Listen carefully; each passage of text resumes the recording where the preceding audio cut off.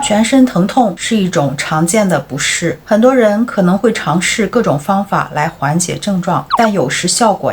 并不理想。在这里，我想分享2个非常实用却相对冷门的药物，它们在门诊中经常被医生推荐。第一，双氯芬酸作为非甾体消炎药，无论是头痛、牙痛、腰痛、腿痛、关节痛还是月经痛，几块钱就能解决你的燃眉之急。第二，虫草川贝膏，春天花粉过敏季，不少人开始莫名的咳嗽，一咳嗽就喉咙痒，咳得停不下来，咳久了就胸闷、胸口疼，严重影响睡眠。这时候就可以用虫草川贝膏来日常调理，里面的发酵虫草菌粉有滋阴润肺、润喉止咳平喘的作用，在治久咳的同时呢，还能补肺，像肺虚引起的咳嗽、气喘、卡血、腰背酸痛也可以用。你记住了吗？